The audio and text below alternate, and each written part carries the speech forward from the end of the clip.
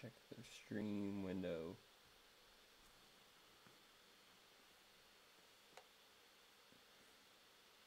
We're live.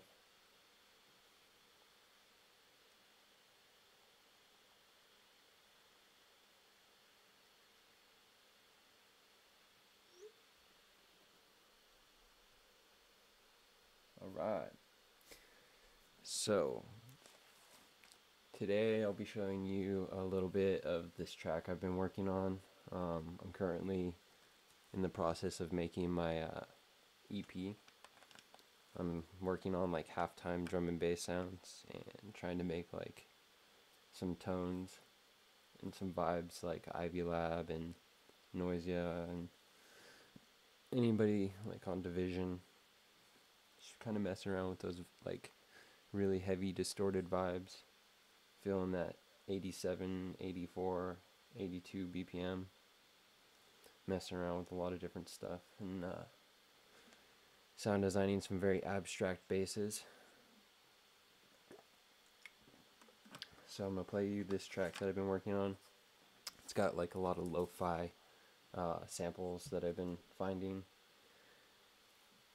And I just built like an intro with some other elements with like some basses and constructed this piece. So far I'm in the process of getting ready to resample some effects and create some elements to kind of transition into this heavier section that I'm going to show you guys. So this is what we have so far. I'm going to go ahead and listen to it with you guys.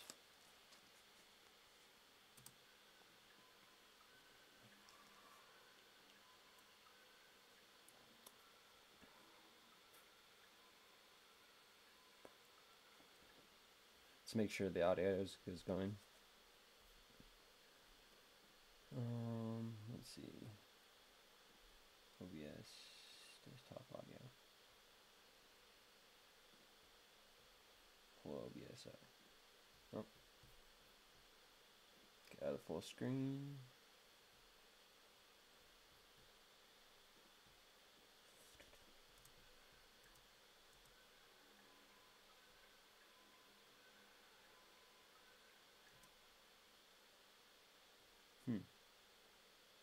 Let's see. Properties. Sound cipher.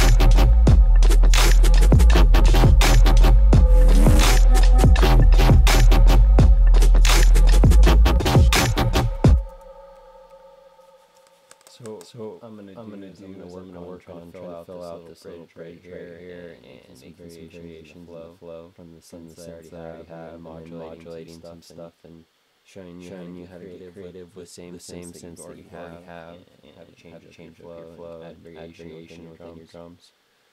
All for halftime at 84 BPM. So let's take a look at this real quick.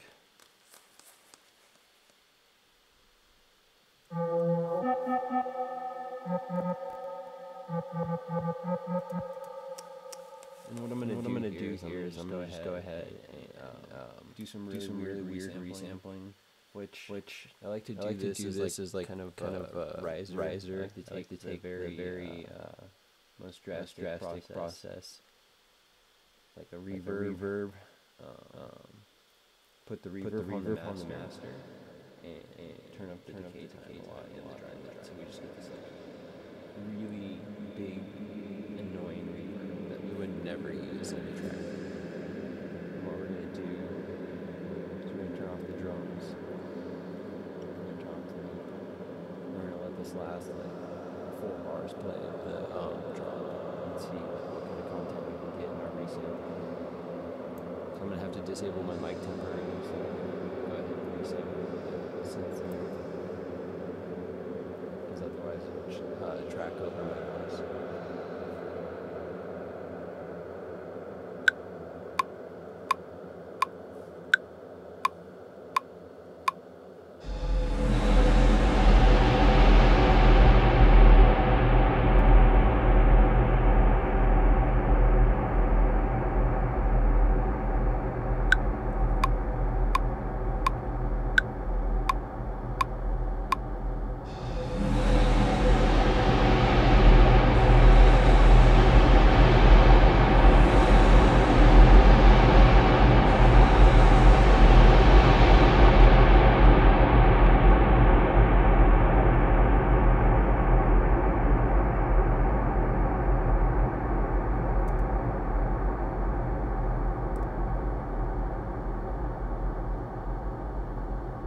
Rookie mistake.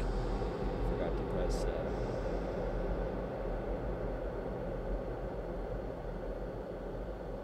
It's a real rookie mistake. I leaving everything on and turning things off and not doing this process properly. So let's try this again. So what I'm going to do is I'm going to apply the reverb to the master, turn off my microphone, and then I'm going to resample it into this audio chain, this audio channel.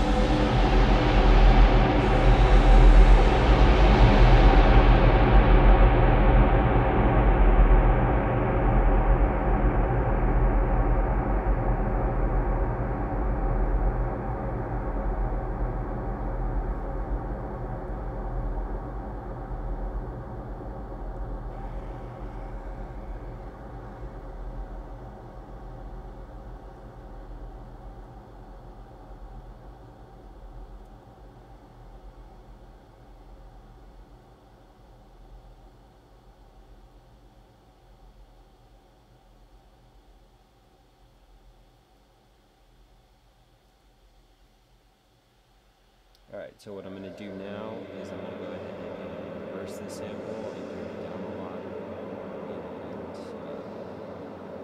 add a lot of fade to it.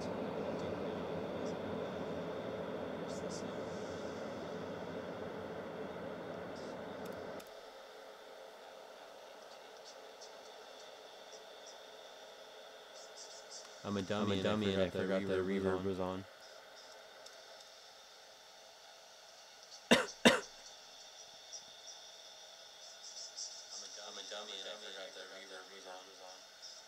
Oh, how do we have doubling voices?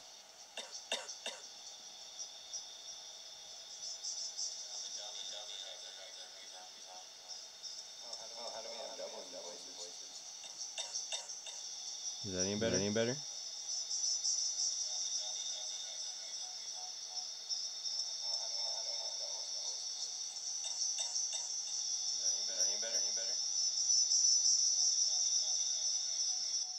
Can you still hear me?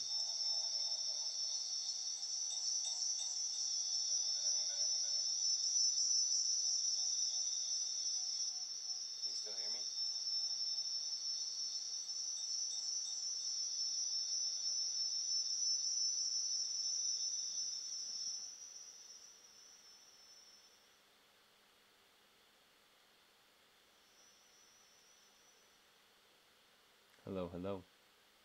I'm not sure why the audio is all messed up, but I'm trying to figure it out.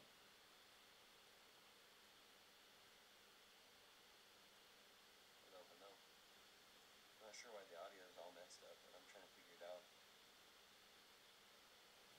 So it sounds like we're good.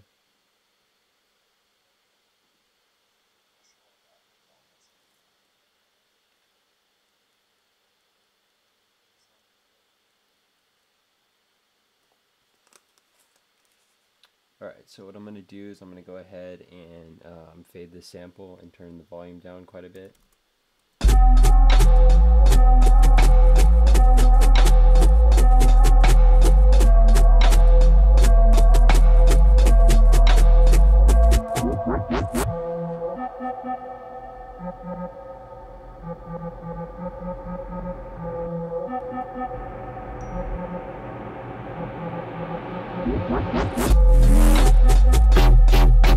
Oh, there's no drums. Whoops.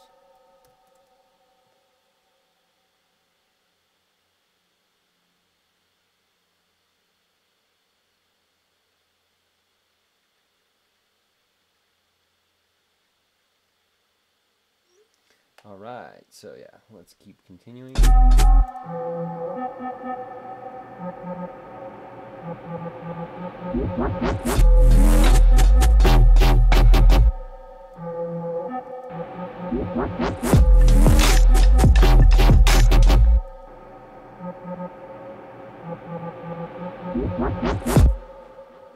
Yeah, so let's fade that out a little bit before. Or maybe just like add a fade downward so it goes with the synth. Let's listen to that through from like the break. Let's also add like a kick and an impact. So I think this is the kick maybe? That might be the snare. Yeah, it's a snare. I believe this one's the kick. Rename that kick. Grab this, put it right there. All of this is untuned, by the way. I just like kind of threw some samples down and was making ideas today.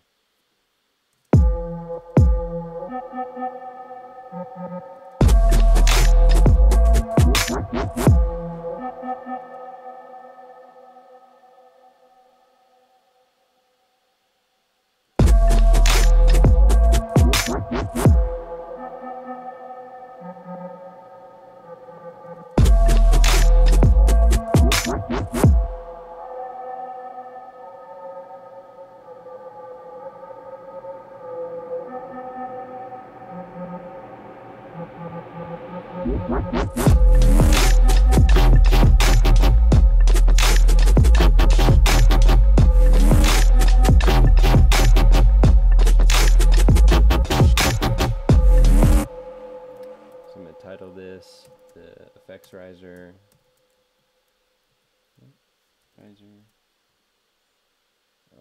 I don't know if I have an effects category. I like to group everything a lot, just because it makes it a real tidy project when you're going through a ton of sounds. It's just so much easier to see once you group everything. And with Ableton 10, you can group in a group, so it makes it really nice. I already have a drums, I already have a synth, and I'm probably not going to use vocals, and if I do, I'll just make a new chain, or a new group. What's this one? Some weird loop that I got. Lo-fi drum loop. Which will probably cut out a lot of the lows in that real quick, just because it's a weird one. Probably has a lot of low end. And I usually mainly take these for like the high content, like the cymbals and stuff, just to add nice like white noise texture and like that lo-fi sound. And I'll time stretch them and do weird things to them with like beats mode and all that.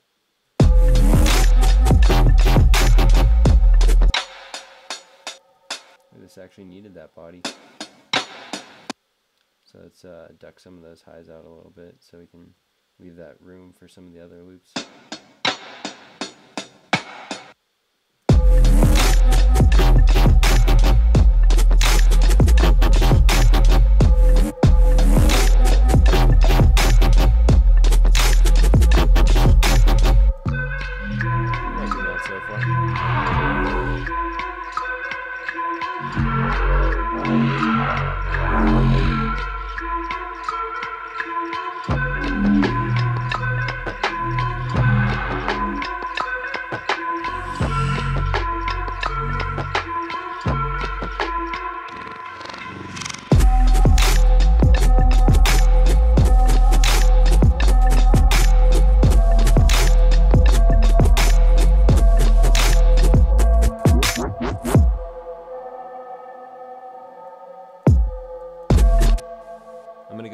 fade a little bit of those synths out in the end, because it's like too much energy going into there. So maybe we need to just like kind of hint with that that far away effect, which the far away is like a reverb and auto filters. If you don't know, it's like 2 different auto filters going the opposite way, and then drowning it in reverb at the same time. It's like a nice effect to really open up a lot of space in your mix when you're trying to do like breakdowns and stuff. So I'm just going to add like a little bit of tail going into it, so then it has like a sweep into it a bit. We'll just play around with the parameter of it. Yeah, it's kind of nice, but maybe like draw back on it a little bit so it's not all the way.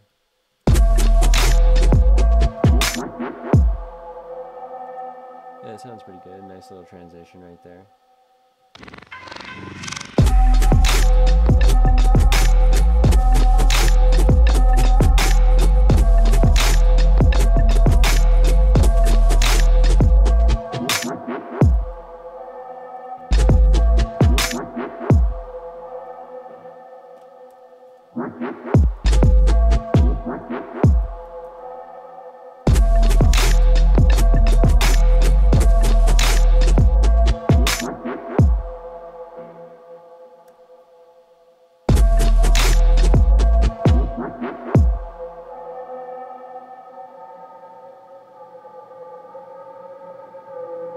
Need some more build-up effects and stuff.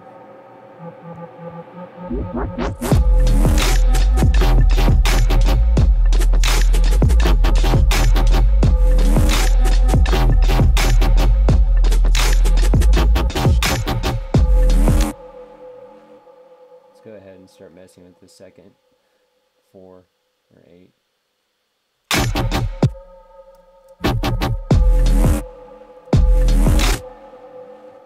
Change the LFO speed of this synth, LFO rate 1, see what kind of variations we can do. Oh, he's doing that, popping up the big spectrum window when I'm tuning.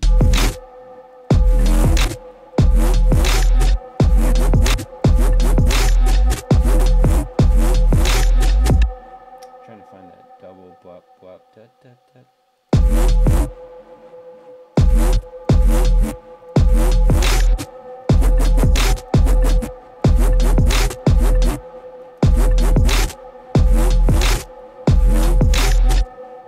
Such a touchy one. I gotta find it by zooming in further.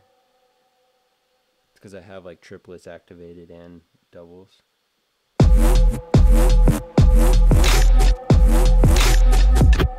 actually might need to duplicate the synth and like adjust the synth a little bit. It's typically what I'll do when I'm changing up flows. I'll just take the same synth, duplicate down, remove the duplicates in the spot that I want to like write new ones. I'll remove the ones right above it, and then vice versa, like remove all the ones that already happened, so I'm not affecting the original flow. So let's go into this synth.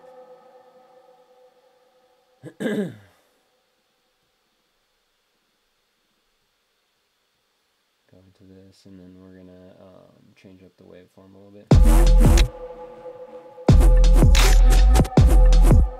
Just slightly change it. It just went from being open and really like wah-y, like wah wah, and just chop it up into more of like a gent, like kind of like a guitar pluck thing, but like really bass synthy,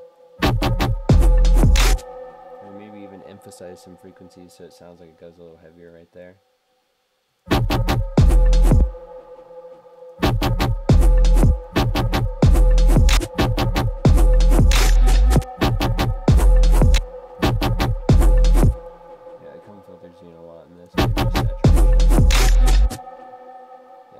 Saturate it a little bit and make it a little beefier. Put the saturation before a bunch of stuff though, or after it, because I think it might have lost some stuff. It looks pretty healthy. Where's the volume at? Oh, we're at -9, so maybe just go up in volume.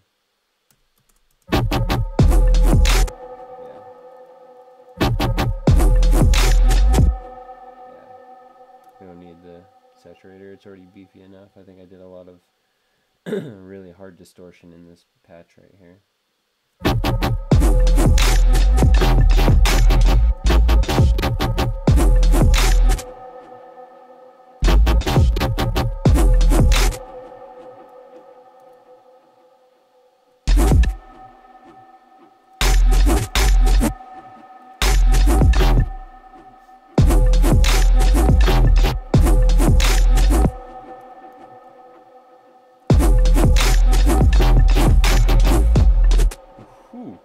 That's some nice flows. Sometimes I like to overlap some synths just to see like how they push and pull together, because like when you get two different LFOs going on with sounds, like sometimes one will complement another or give a little bit of push and pull. It's pretty interesting stuff, like when you're messing around, just to see the combinations and what happens when you overlap synths. Like if you listen, I have like a melodic synth that's kind of playing the same flow as the first drop flow. When you isolate the synths, you can hear it really well.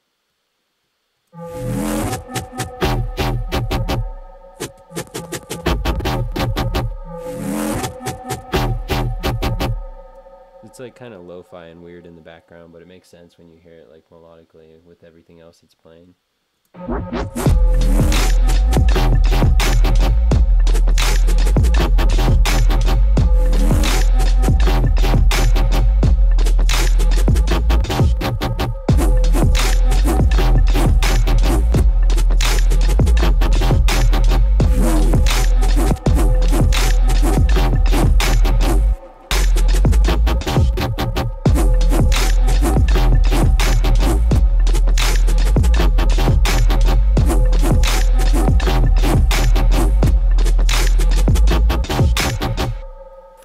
And usually for the like the bridge part, how to get like the energy still flowing but kind of bring it down.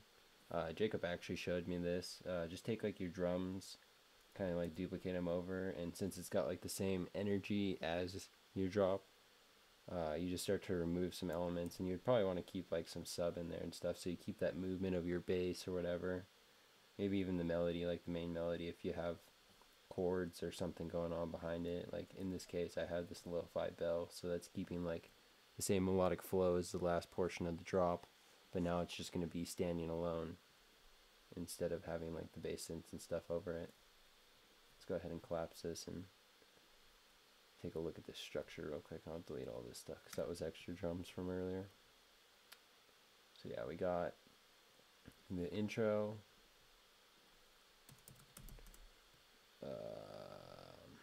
If you don't know how to do this, you can do locators in Ableton. It goes like back pretty far, I think. You just like 2-finger click if you're on a Mac, or command click, or right click if you're on a PC. Add locator, and it'll pop up like this little number. You can type in like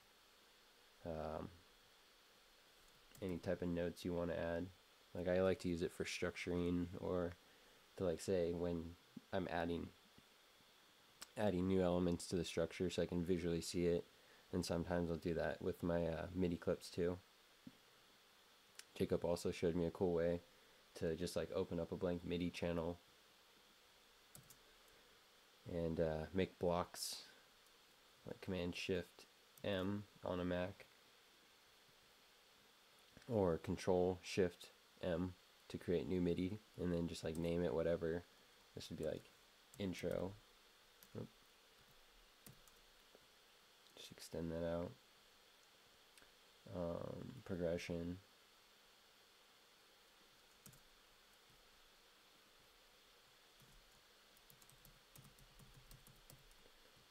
You can color it differently.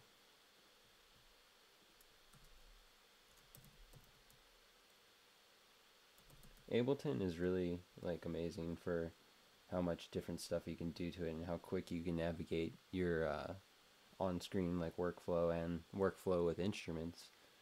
A lot of people discredit how amazing this program really is, but as you can see, there's so many different things you can do with it.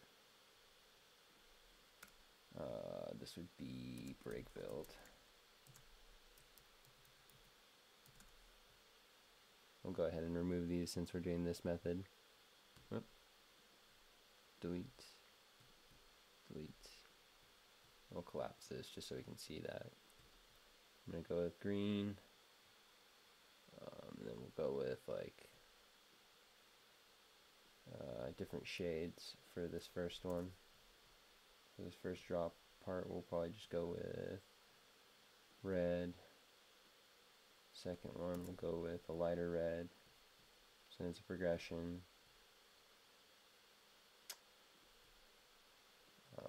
And then we'll go to a very different color for this one, because this one, well,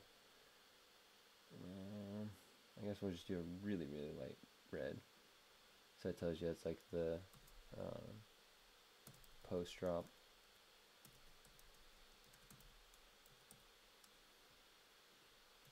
So I got A1 for my first variation of the drop, and then I got my A2, because it's not really that different. We'll probably do like a B for maybe the second drop, or maybe come back in the middle. This might be one of those weird structures where like kind of all over the place, since it's more like drum and bass and free form arrangement. And kind of just be all over the place. I don't really like to follow too many guidelines when making songs, because like sometimes you're just really creative and it'll take you in weird directions and you'll just hear progressions in your head. And honestly, if you can figure out like how to mix it, and there's just points in the song where like you hit like a full 8 or 16, you can mix that stuff. You just got to know your songs and like understand how to look at it in the mixer, like when you're running it through CDJs or through your Tractor or whatever software you use, Serato. You just got to know where you want to start those things. That's why I like to like really visualize this structure also while I'm producing the song, so I can understand how to construct those elements and stuff. Kind of give myself those elements to have when I'm mixing also. Let's get back to producing this song. So I made that variation. Let's take a listen through and see how that post drop came out. And we'll also start to remove some of these loops, like these hi-hat loops. I'll just cut back on a random one for now. Let's listen through one more time.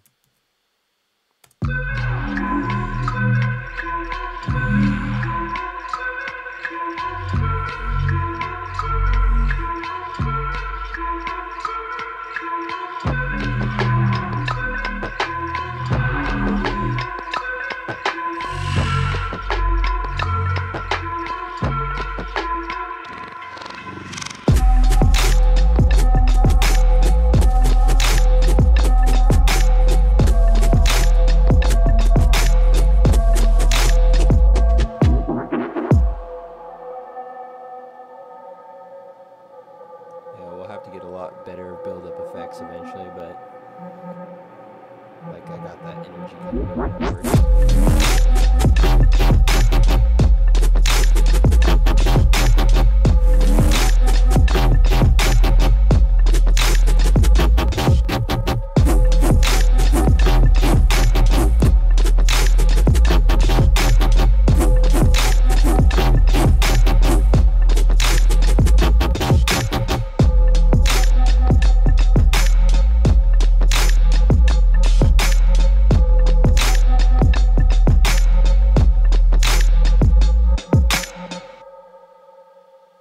Alright, so that sounds pretty good. We should work on the transition and maybe going into the next section.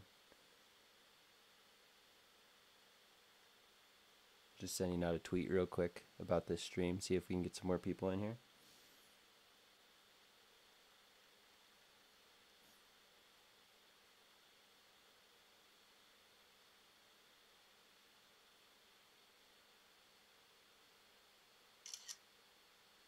Take a picture real quick. Post it to the gram.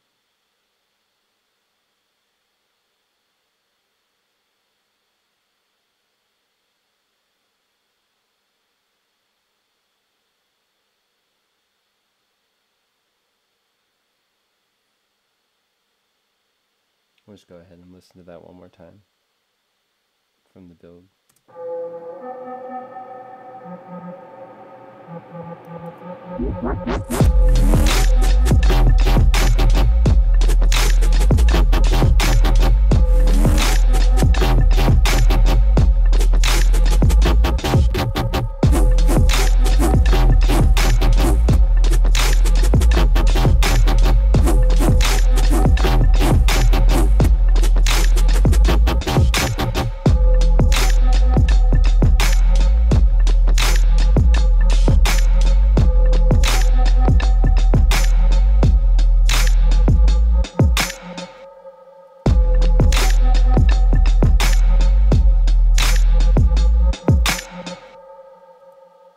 I'm just going to copy over that one section that we had right there, because I like that.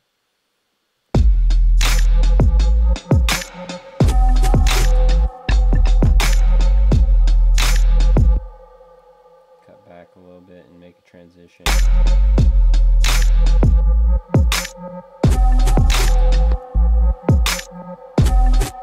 Maybe even implement the melody's going to come in and change. Grab some of these.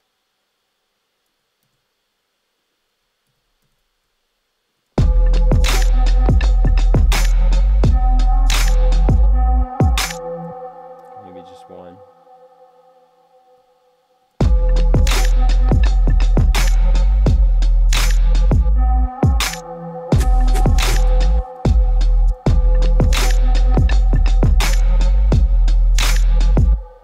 Maybe do something weird like literally suck all the synths out and then bring them back in real quick. More drastic.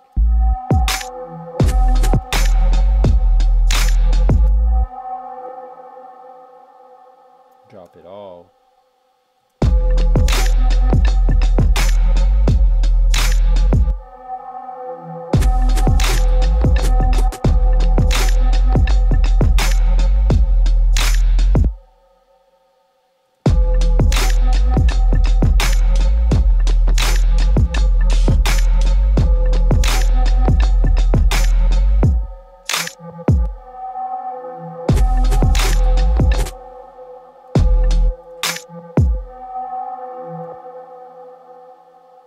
Getting some weird chops right there. Oh, I see why. These notes aren't actually coming in on spot. Let's see, let's check this out. Maybe that'll sound a little bit cleaner.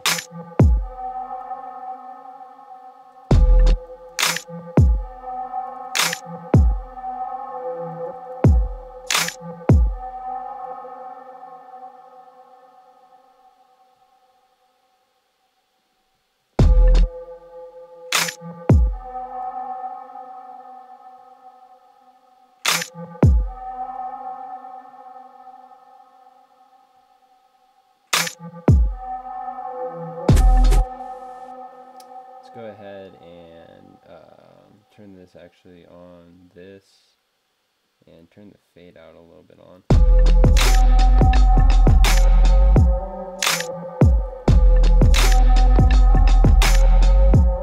Oh, it's actually making it all strange. Let's see. Ah, I see why. So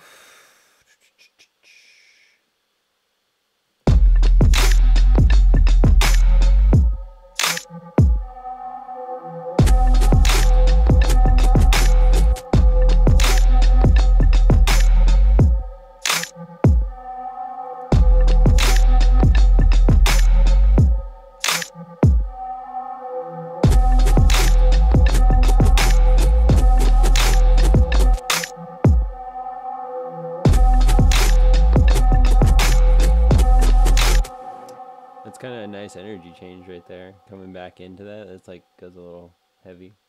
Maybe just add like some different elements right there. Like change up the drum flow a lot.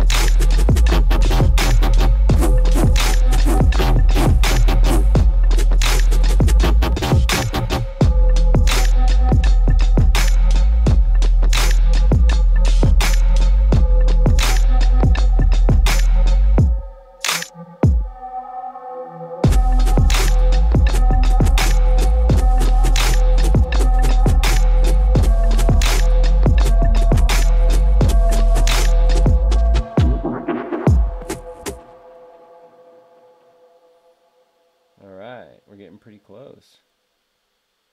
So what I like to do in like the beginning is really just duplicate it out, so I can just get some structure laid out and really see what I'm working with. And then as you saw, like I'll go in and I'll just change some things up and really like modify a lot of the breaks and stuff. So post drop, progression. So let's go ahead and mess around with some stuff in here. Maybe like change up the synth pattern a little bit. It's only this one.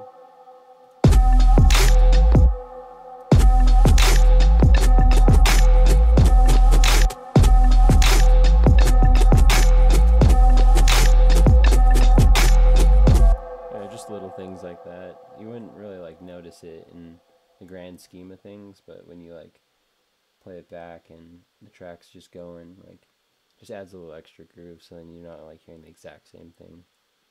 And we'll get into some more processing in a little bit. I'm gonna probably do some like weird vocoding.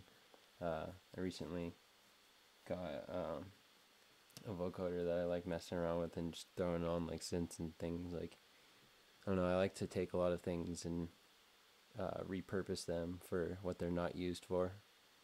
Like put vocoder that's made for like infected mushrooms, like vocals, and put it on synth and see what it does.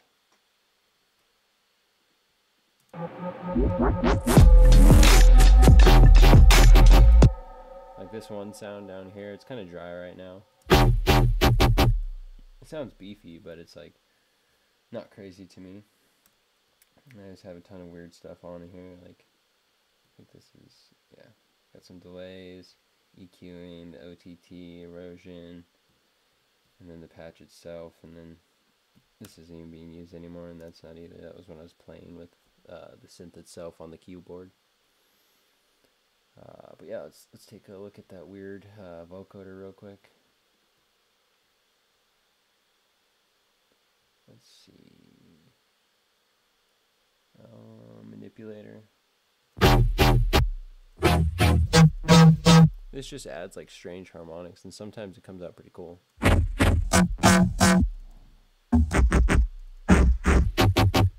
guess we should be listening to it in context to see if any like weird frequencies just fit in there.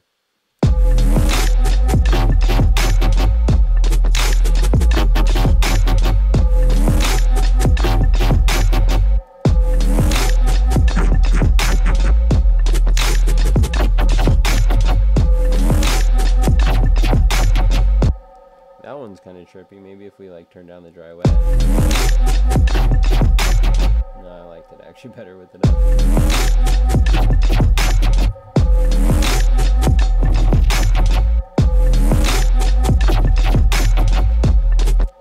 I'm really liking the way that that's just sounding like straight up. Maybe just turn up the volume because it lost a little bit of volume.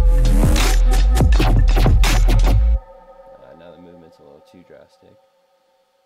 That's the hard part with this one.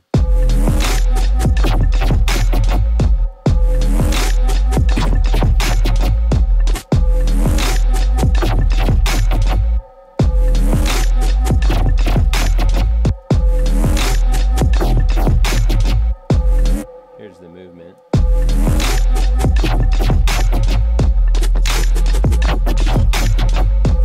There we go. Yeah, so I just adjusted the movement and it sounded a lot better.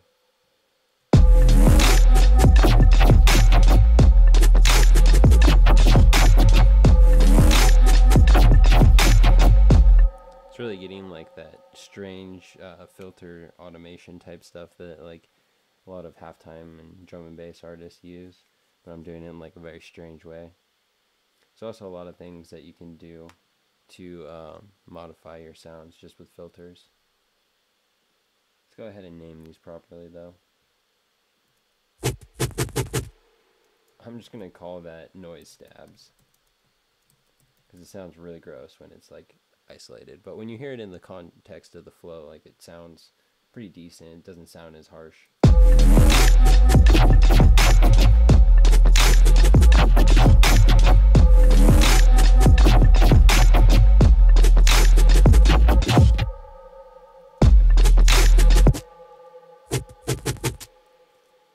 gonna turn off that reverb and bring up the volume a little bit. It's pretty wide right now.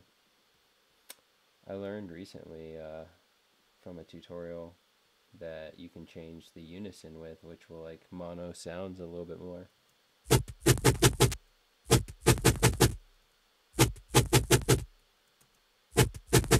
I don't know if you can hear that very well, but like the stereo field's changing a lot.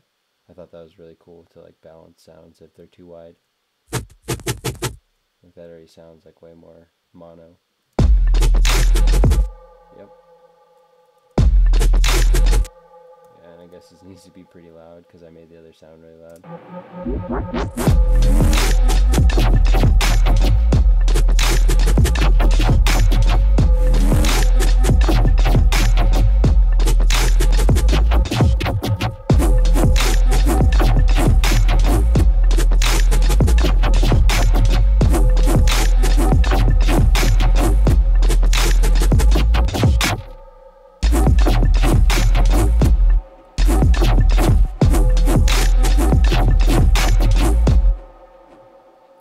Sounding a little too muddy now with this effect, so let's see if we can go back in there.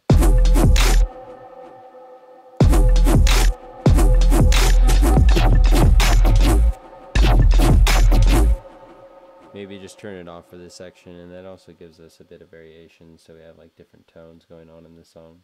We'll have like this really low, weird one. We might just need to also cut lows though. Let's check it out without it on.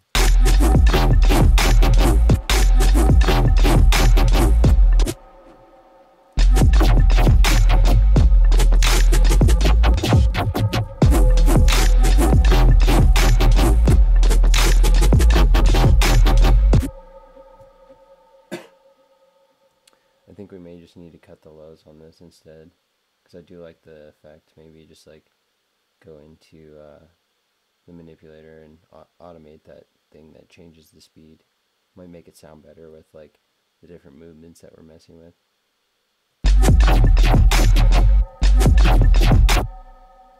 So let's go in and grab an EQ. Just cut off more low end.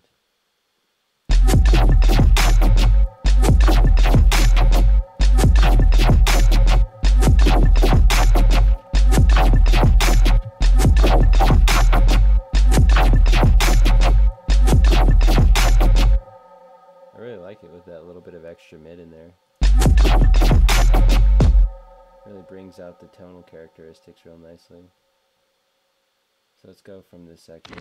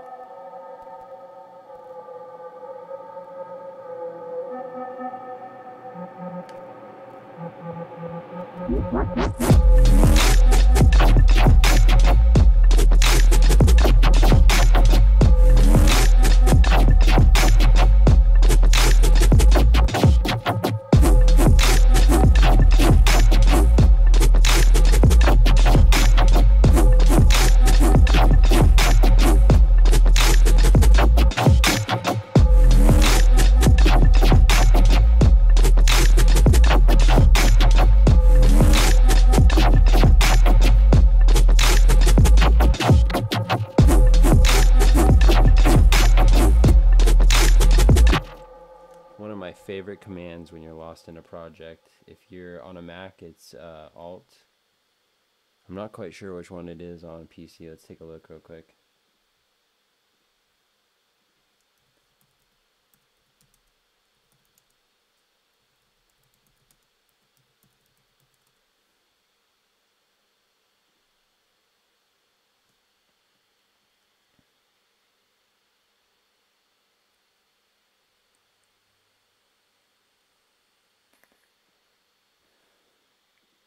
No one's explaining it.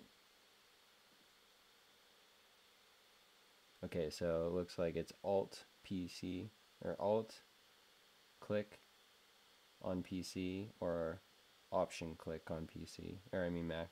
So Option click on one of these little dots. If you're in the grouping, it's going to expand, or if you're on like a specific channel, it's going to expand all the channels in the group. If you do it on the group itself, it's going to collapse all the groups, and that's a nice one when you're just trying to like figure out where you were in the arrangement. You're just like, oh dang, close it real quick. Same thing goes for if you're like having all these open halfway. You're like, dang it, I just need to close it. So you just click on one of them, bam, with the Option or the Alt on PC.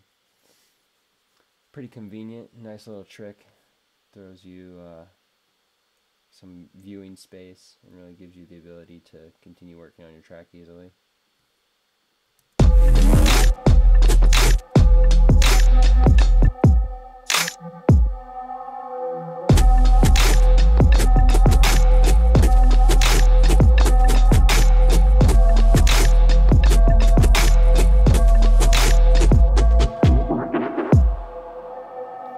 Yeah, and we'll go ahead and like do some edits in the actual production. I'll probably go in and make some more basses and stuff.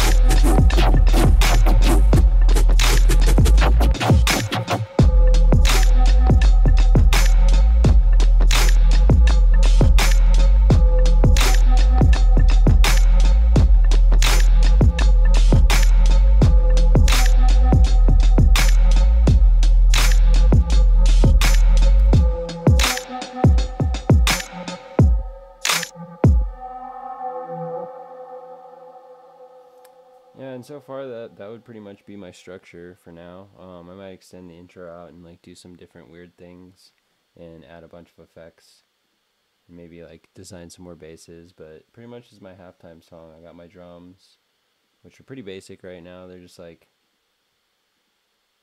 some weird lo-fi loops with just like a good kick snare pattern that's really like kind of almost like boom bap, but I don't know, like EDM style kicks and stuff.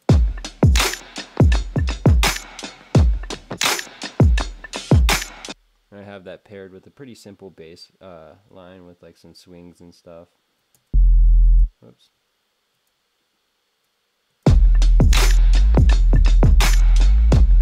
You can hear the bass swings in there with the glide in my sub.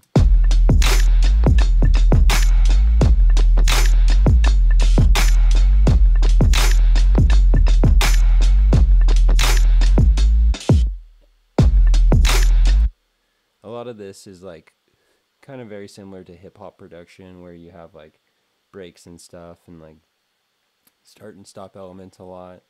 It adds a lot of dynamics to the actual song's flow when you have like the drums cut out real quick or the synths cut out real quick and the drums just play, or like have like fills in between.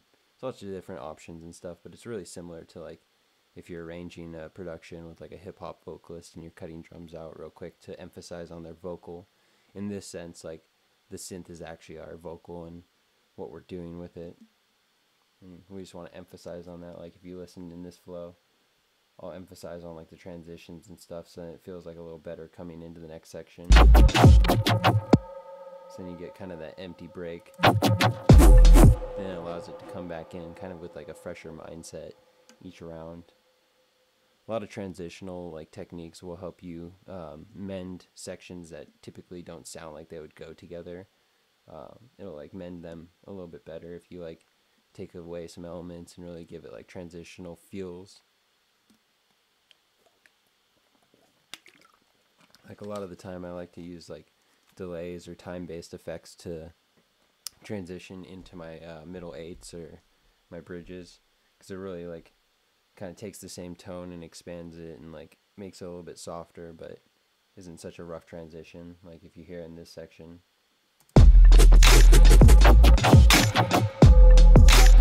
kind of, or I think it was actually this one. Yeah, in this section I added the far away just for a quick second to like break it away real nicely for that synth to come in. And I implemented the melody, the background melody that's to come in the next section. I implemented that a bar before, or a half bar. Yeah, half a bar before the actual section comes in. I just implement that same notation. So it kind of like tails into it real nicely, because this was a kind of more staggered melody.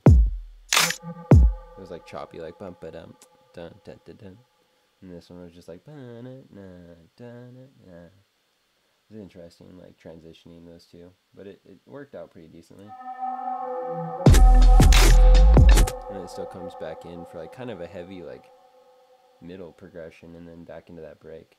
But I can't wait to tear this up. This was a really nice quick little song. I started this yesterday with just a few of these new lo-fi sounds that I found, and started adding those weird basses and some sounds that I was making. I've been like really digging making like resamples and stuff and throwing them into the sampler and really like defining the tone with like EQs and getting some weird like lo-fi sounds. It's been really fun to like take a second and make more of my leads and plucks and all these little details that I would normally just like search in sample packs to try to find ones and spend multiple hours not finding things. Like I'm actually finding it's easier to just make things that you like, especially if you hear like frequencies you like in samples or something. You can always just go in there and cut it and manipulate it and cut it again and resample it and get like weird tones. That's how I got this. This was originally like, I want to say like a square wave, really messed up square wave that like I put through Saturn, and then I time stretched it, and then I did some fades, and then I resampled it a couple of times, and then I tuned it up a little bit in the frequencies, and then I popped it into sampler and tuned it to C so I could play it out on the keyboard. An important thing to know when you're using like sampler, or I think it's simpler actually. Yeah, simpler. When you're using simpler, you want to be hitting your C note in the beginning, like find an audible range of C. Let's see if I can pull it up real quick. Yeah, find an audible range of C, and just make sure that like your notation is actually resonating somewhere in C. Like my lowest frequency that's appearing on my spectrum is actually showing me that it's hitting right on C.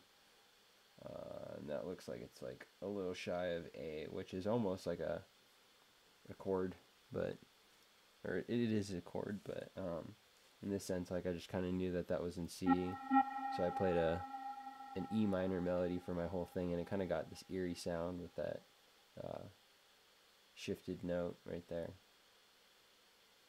But yeah, that originally started as like some weird square wave, and like I just kept resampling it and manipulating it on the grid with like the beats mode and messing around with it until it came out to that.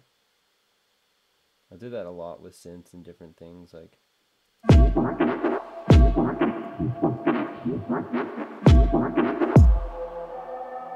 that's cool. I didn't even know that happened. Like I guess I accidentally layered those two it's like the bass that I made for the other sections, but I split it and I ended up making two, but the way that they overlapped with their different processes that I did to them, Actually sounds kind of cool. It emphasizes it more. Yeah, so there's a lot of times where I'll go in there and just like resample things and turn them into other things that they're not really like supposed to be.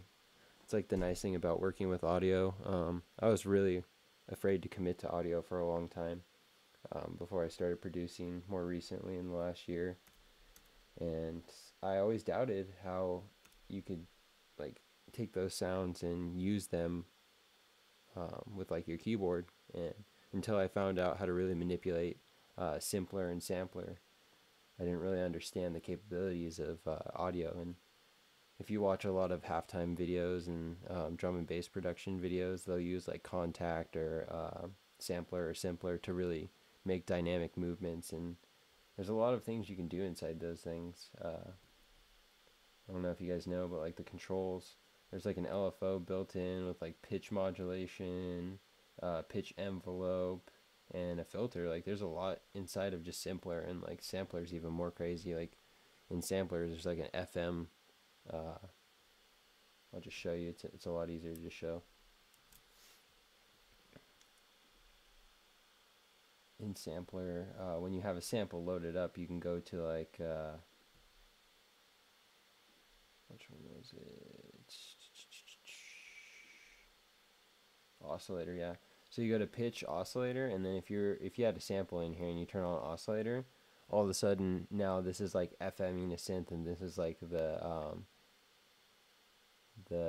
amp envelope for the FM synth, and you can go in and you can actually change between the types of FM that it's sending into that sound. It's pretty cool. Like not a lot of people know that the sampler is really powerful, and there's like a lot you can do with pitch envelopes and modulation also.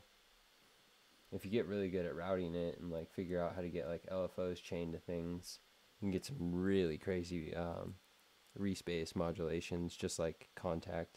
If you guys go check out Bass Gorilla anytime, that's a company that, or a school that I'm subscribed to. I'm going to be doing some videos for them also soon, but you should check out their Joe Ford course. It's really badass. He goes through like Contact and shows you how to use Contact's built-in sampler and all of the different chains and stuff that you can use inside there, which after I like experiment that process a little bit more, I might do my own course with different types of stuff, because like he covered respaces a lot. I think I would like to try to like make effects and maybe some dubstep sounds, like to see if anybody likes that, or maybe even some feature bass, whatever the hot item is for everybody, whatever sparks everybody's interest. Like I would love to hear some feedback and see what people want me to design, because I definitely like to go down the rabbit hole with these processes and see what's going on and have fun with all of this stuff. So shoot some messages and let me know what you think and what you would want to see. So I'm going to go ahead and play the track back one more time, and let's check the time of how much we've been live streaming. So I'm probably only going to go for a little bit more. Maybe I'll do some effects and resampling and making effects from scratch. Let's check it out. Let's check out the time real quick. So we're at an hour. I'll try to go for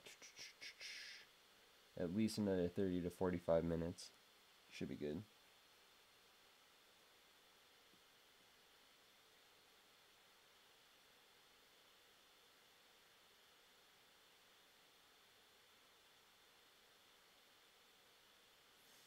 Lots of good stuff in these tutorials that we're going to be live streaming. It's really fun for us to like showcase all of the stuff that we've learned over the years.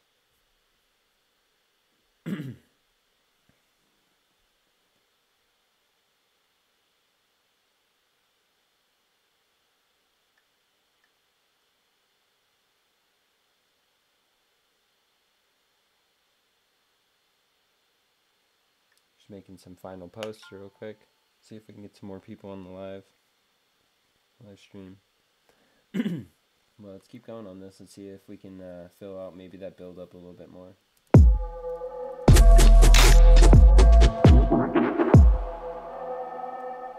So I like percussion.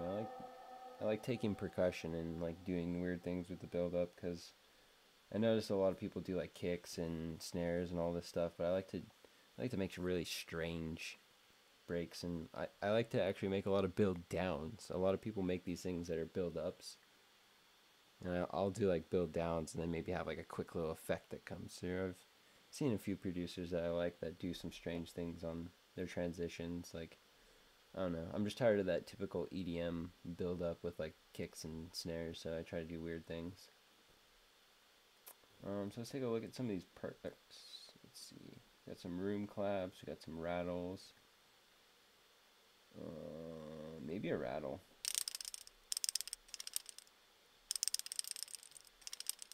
So there's like a good frequency in that one.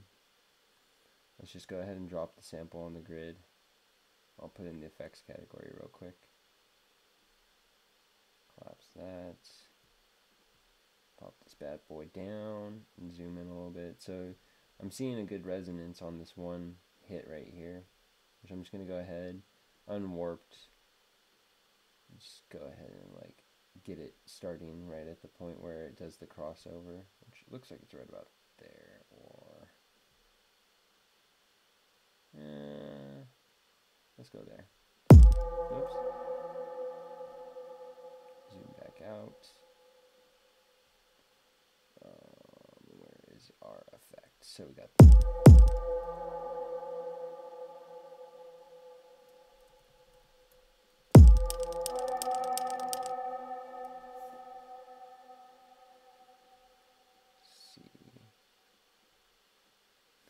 maybe I'll do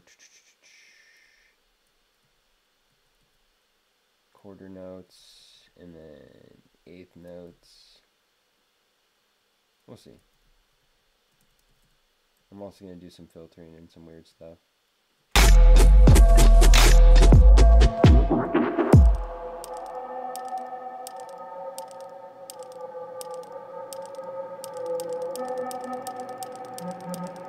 Yeah, it sounds pretty cool. It's got like a nice texture because it's doing the same thing like a typical EDM build-up's going to do, but it's like a perk instead of just a kick or a snare. We'll do some filtering so it's not like actually peeking through some of those areas.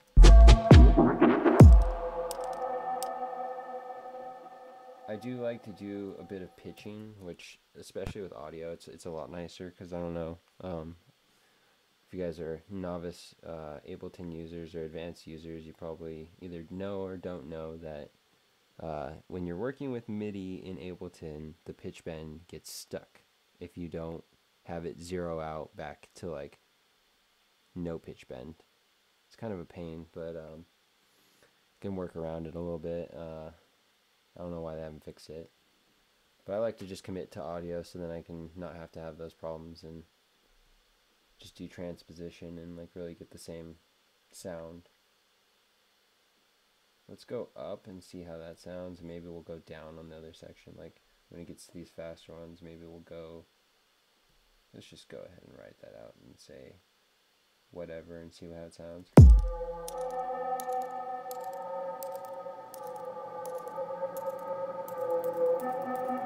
a little too high. Let's go 12. Maybe we'll have to go an octave down with the sound. Sometimes that sounds good when you just like shift up and down octaves and see with pitching like how things react.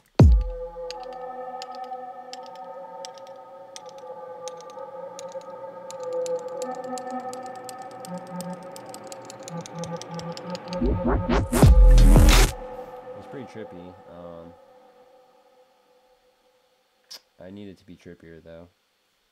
Oh, Valhalla plugins. Very, very good plugin from them. That's actually free. Valhalla Freak Echo gets some really messed up tones. I like to just turn it on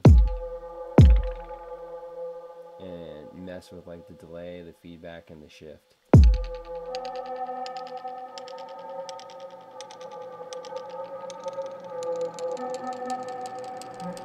Yeah, see, that kind of turned into more of like a synth sound than a perk. But we are getting some delay timing from that, so we might have to just resample.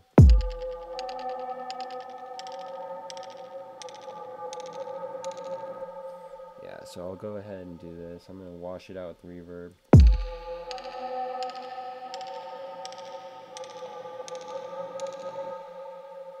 And what we'll do is we'll resample that so it doesn't actually play the reverb past the point that we want it to.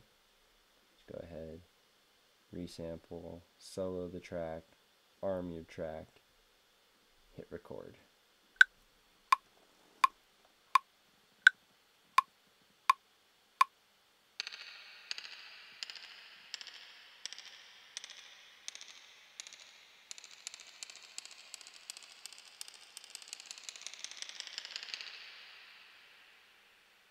See how you hear that major fade out after the reverb, or after the perk stop, the reverb continues.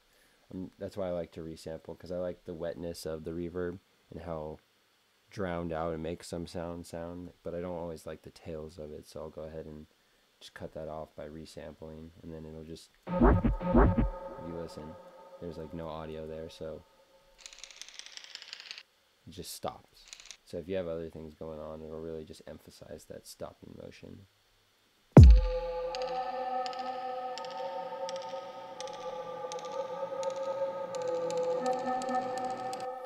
And I have not done this, but I'm going to try to auto pan.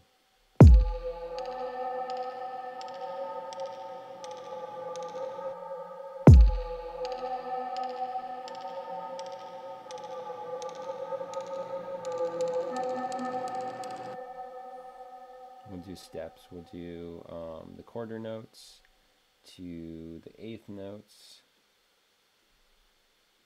just like our notation was doing. So quarter notes to eighth notes to 16th notes. And that should act like a very interesting effect happening behind it very lightly.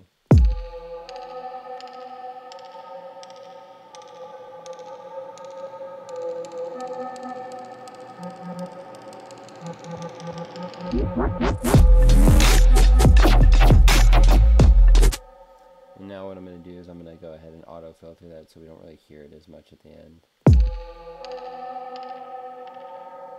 Or maybe the opposite.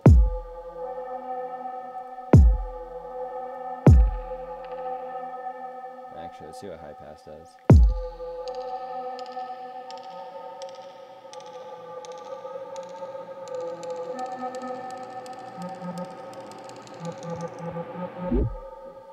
Looking like it's low pass.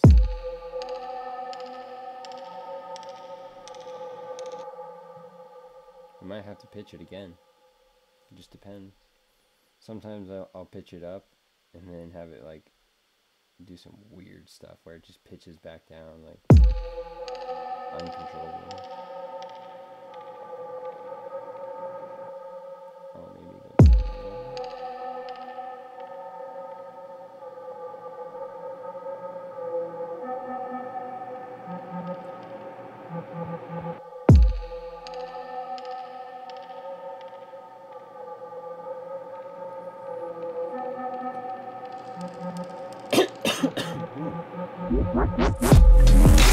choked on some spit. I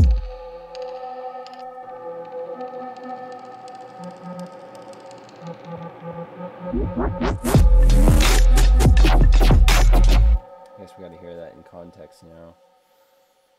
Might not be a good effect, I don't know, I just was experimenting, but it is cool and I could possibly use this for another track.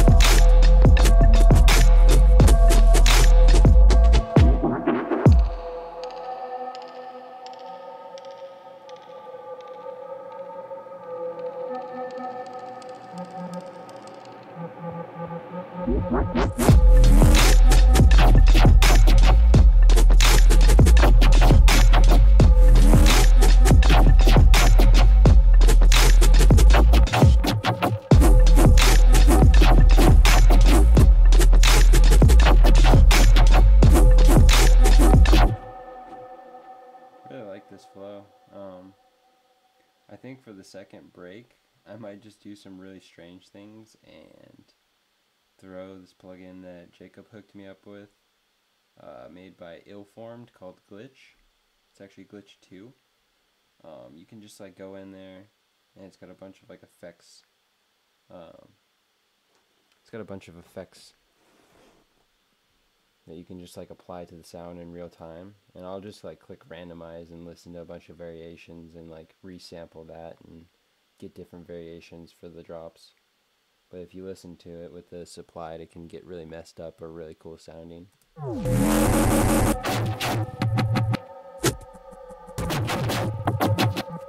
That kind of sounds cool, so let's hear that with the drums real quick.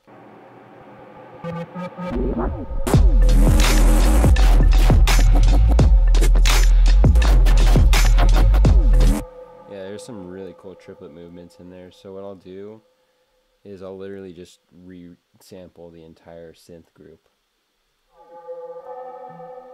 straight from the drop, so then we don't get that reverb tail. Wait for it.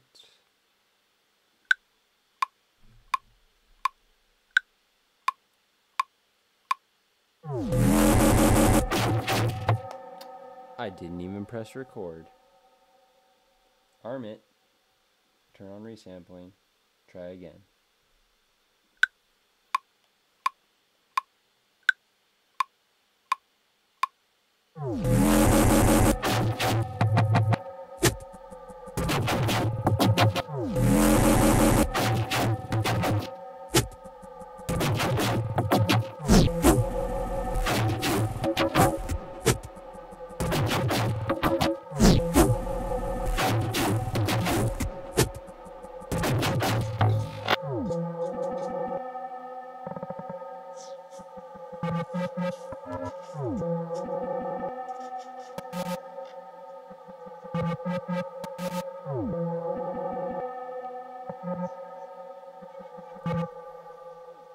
Alright, cool. I got some nice resamples.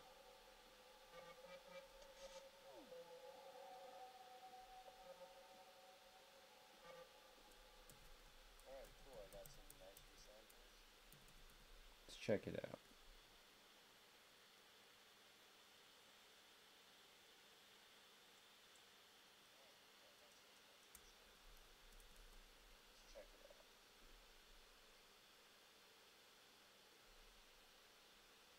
Go ahead and turn off the glitch on the synth chain and deactivate the synth flow in the second drop. Go ahead and turn off the glitch on the synth chain and deactivate the synth flow in the second drop.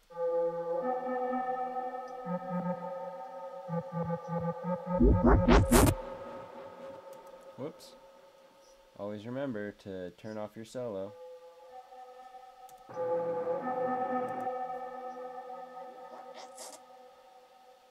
Whoops. Always remember to turn off your solo.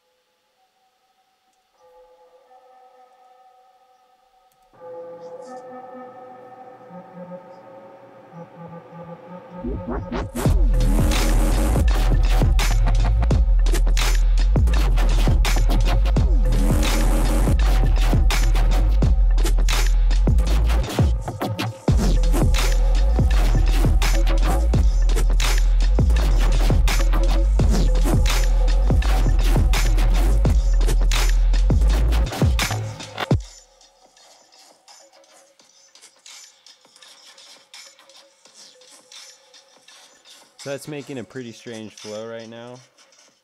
What I'll typically do with something like this is I'll chop it up into a bunch of pieces. Kind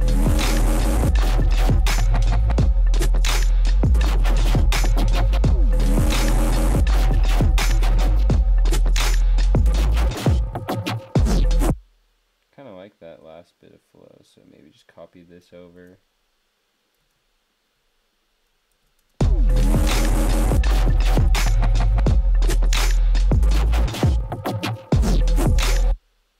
And then just like chop samples up and throw them everywhere.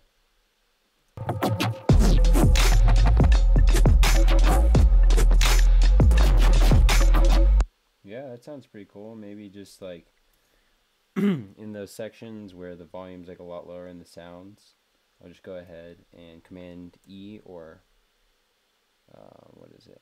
Alt E on PC. Actually, that second one's not that bad. Maybe split those two separately. Right there.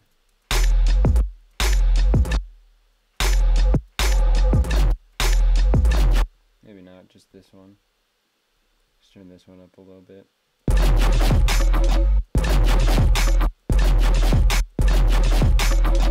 Just add a nice decibel or something. Let's go ahead and make sure that we have just a EQ cutting off some of the low end on this so it's not interfering with our sub.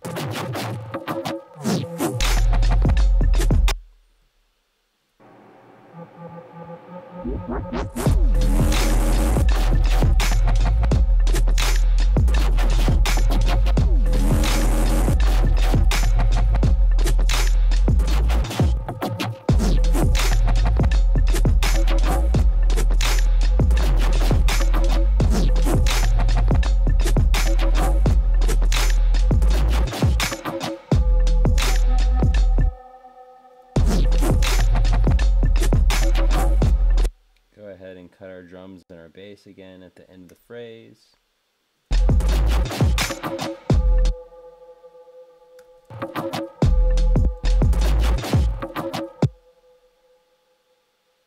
I'm just going to do a drastic sweep of our far away real quick, which I'll go ahead and collapse because it's ugly. Looks better when it's just the one knob. And click that so it activates it, and then go ahead and automate our parameter up really fast. Give it a little bit of bend.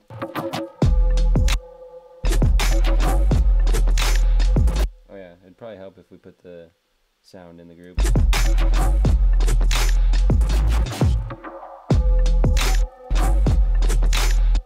Actually, sounds louder outside of it. I'm just going to go ahead and leave it outside of the group, but I'm going to copy that far away onto it. Copy paste. So now it's doing that same parameter. There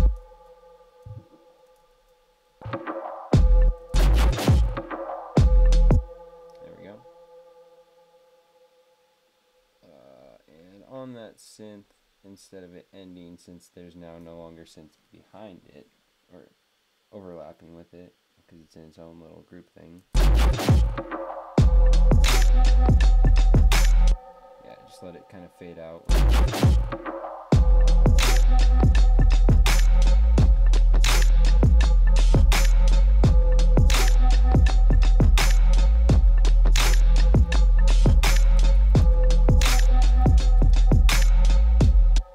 So this would be like B1 and B2. Because it's like pretty similar, but enough variation that it's a separate drop. And then we'll probably edit the bass line and do a lot of drumming edits tomorrow. Just kind of like burning out on this one. I've been working on this one quite a bit. But it came out pretty good. I like the structure a lot. Definitely want to fill it out a bit more and see where it goes. But let's take one last listen through, and I'm going to check the time real quick to see where we're at. Yeah, so we're about 10 minutes shy of an hour and 30 in the stream, so see if I can push it a little bit longer, but I'm getting pretty tired.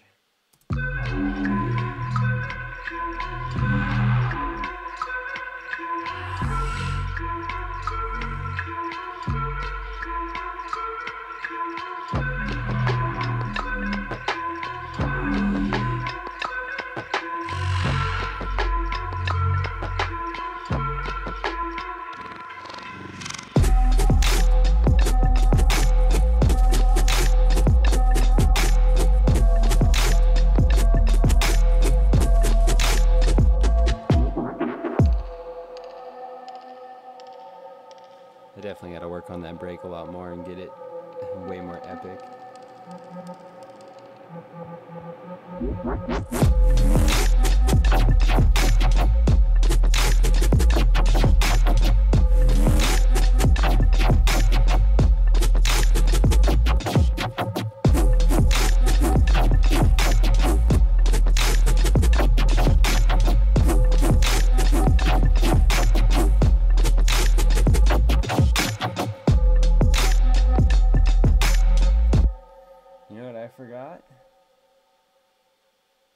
Forgot my noise stabs, my other noise stabs.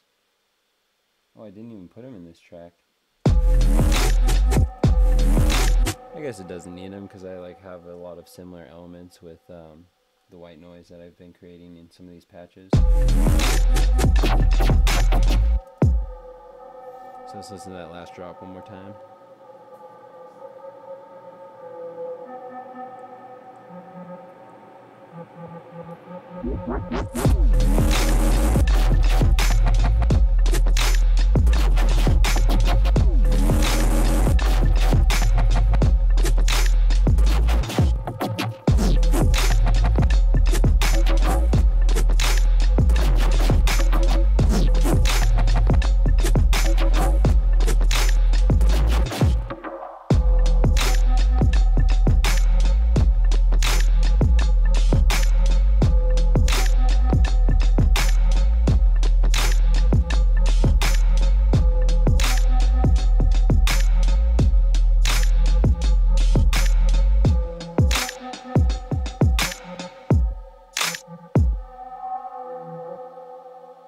Not bad. It's a good track for the night. Really enjoying a lot of this halftime stuff we've been working on here at my house. I've been making a lot of halftime with my girlfriend and experimenting with strange bass genres with my buddy Jared, Bear Jenks, shout out. Yeah, and I've just been making like a bunch of weird stuff lately. It's making this other one that's got like some similar vibes. Like this whole EP is gonna kind of have like a 2020 vibe because I really enjoy Ivy Lab, and that's where my head's been at lately. I've just been feeling a lot of their beats and liking like the melodic heavy mixture. It's been really nice. This is something I created yesterday.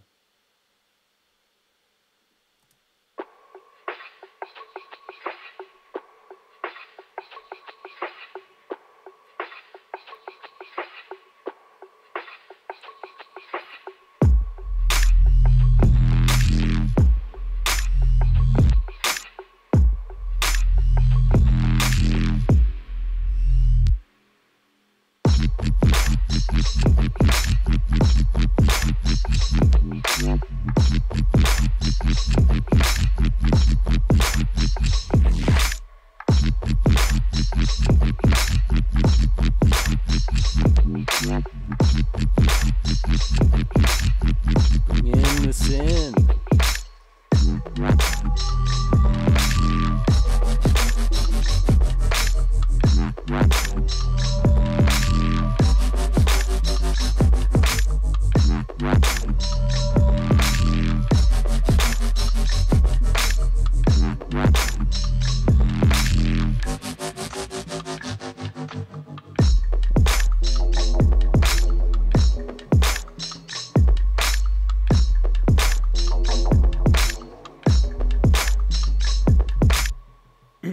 I'm gonna work on this one a lot tomorrow and maybe start another fresh beat.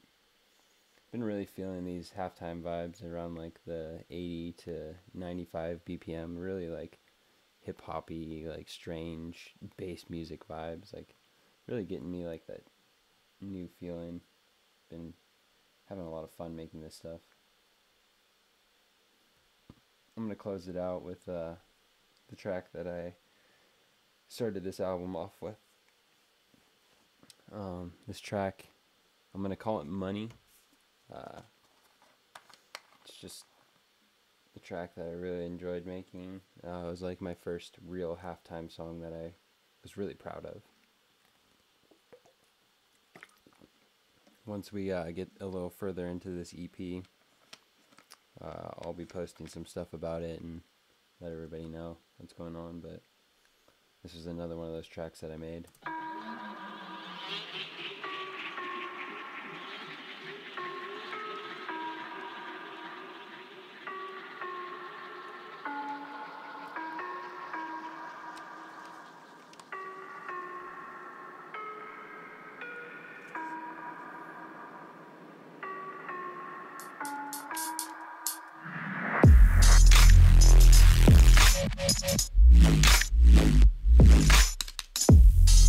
this one's almost mastered.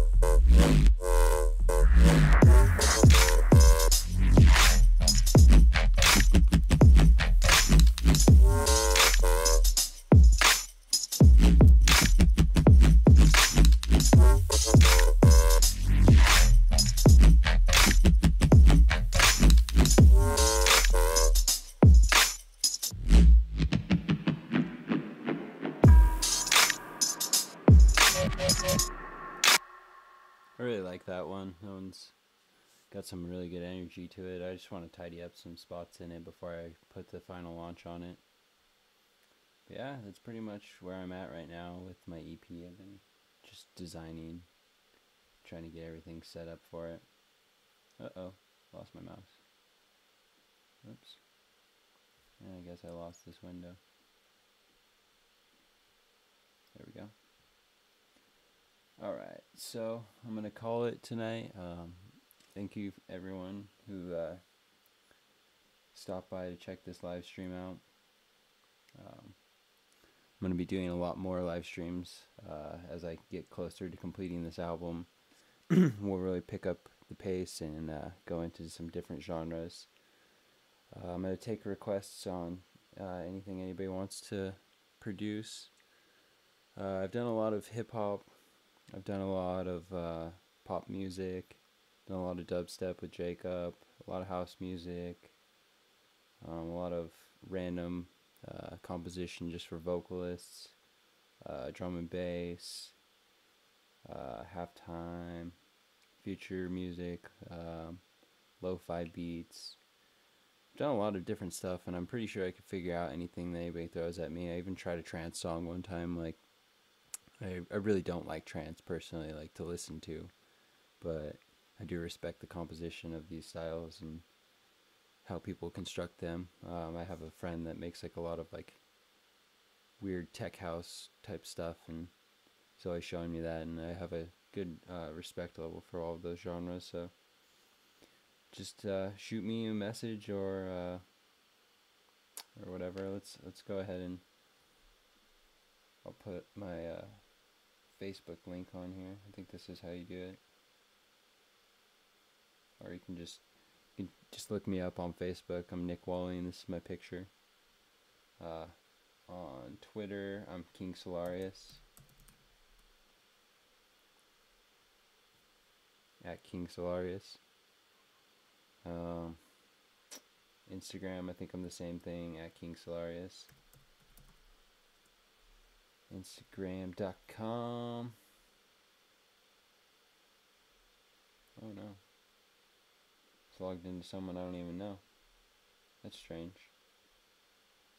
Must be one of my friends. See if this works.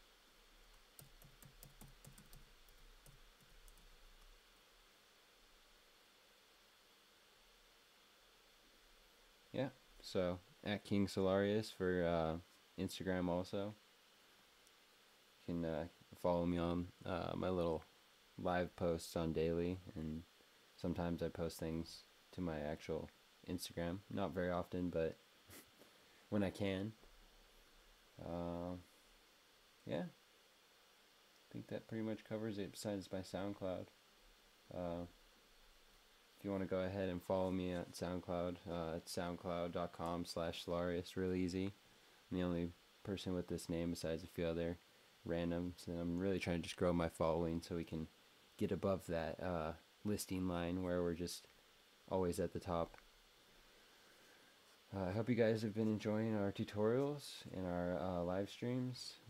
Tune in.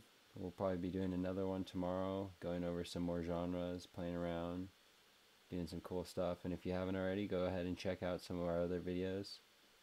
We got lots of live streams that have been uploaded lately, and I look forward to doing a lot more with you guys. If anybody wants to do some one-on-one sessions too, contact Jacob, and we could set up some sort of work for that. But yeah, I think that's it for the night. Take care, guys, and have a good one. I'll see you guys tomorrow. This is Nick, aka Solarious. I hope you guys have enjoyed this TARANT info live stream. Take care and have a good night.